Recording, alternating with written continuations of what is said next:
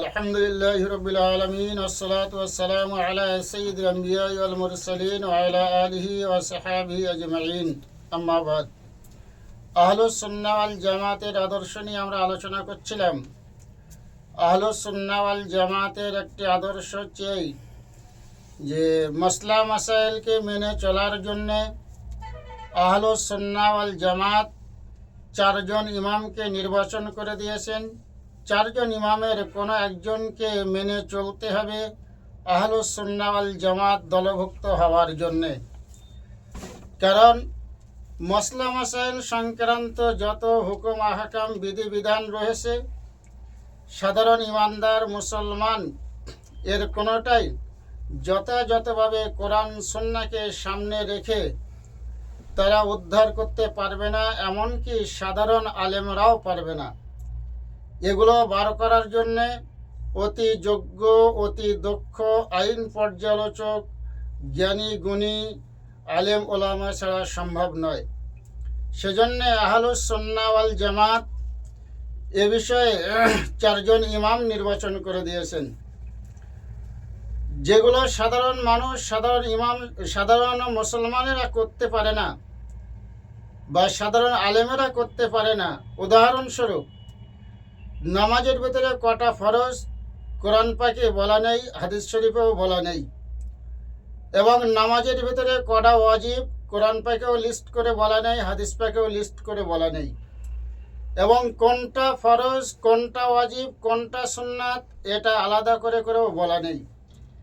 সুতরাং নামাজের মধ্যে কটা ফরজ এবং কি অনুরূপভাবে কোনগুলো ওয়াজিব এবং সেগুলো কি অনুরূপভাবে কটা সুন্নাত এবং সেগুলো কি এর কোনোটা কোরআন সুন্নায় লিস্ট করে এবং আলাদা আলাদা করে হুকুম বয়ান করা নেই।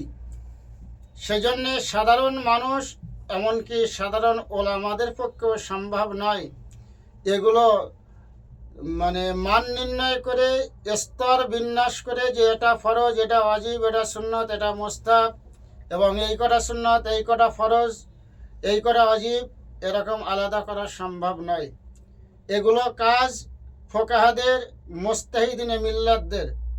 সেই জন্যই যারা বড় বড় মুস্তাহিদ, যারা বড় বড় ফোকাহে কেরাম এবং যারা কোরআন হাদিস সামনে রেখে যথাযথ শরিয়াত সম্মত উসুল বার করে, থিওরি বার করে, সেই থিওরি থেকে আবার শরিয়াত সম্মত অর্থাৎ কোরআন সুন্নাহ অনুযায়ী সংবিধান বার করে মানুষের সামনে তুলে ধরতে পারে, এমন চারজন ইমামকে আহলুস সুন্নাহ ওয়াল জামাত সাধারণ ওলামা থেকে নিয়ে সাধারণ ইমানদার মুসলমান সকলের জন্যে নির্বাচন করে দিয়েছেন যে চারজনের কোনো একজনকে মেনে চলতে হবে, একসঙ্গে দুজনকে নয়, তিনজনকে নয়, চারজনকেও নয়।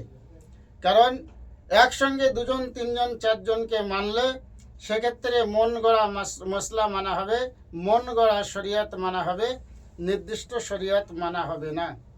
যে চারজন ইমামের কথা ইতিপূর্বে আমরা বলেছিলাম, 1 নম্বর ইমামে আজম আবু হানিফা রহমাতুল্লাহ আলাইহি, নম্বর 2 ইমামে মালিক রহমাতুল্লাহ আলাইহি, নম্বর 3 ইমামে শাফিঈ রহমাতুল্লাহ আলাইহি, নম্বর 4 ইমামে আহমদ বিন হাম্বল রহমাতুল্লাহ আলাইহি।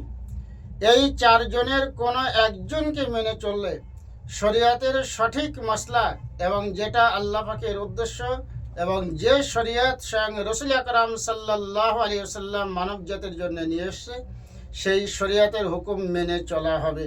আল্লাহ পাক আমাদের সকলকে কোনো না কোনো একজন ইমামকে অনুসরণ করে রাসূল আকরাম সাল্লাল্লাহু আলাইহি ওয়াসাল্লামের সঠিক আদর্শ জীবনে বাস্তবায়ন করার তৌফিক নসিব করে দেন। আল্লাহুম্মা আমিন। ওয়া আখিরু দাওয়ানা আলহামদুলিল্লাহি রাব্বিল আলামিন।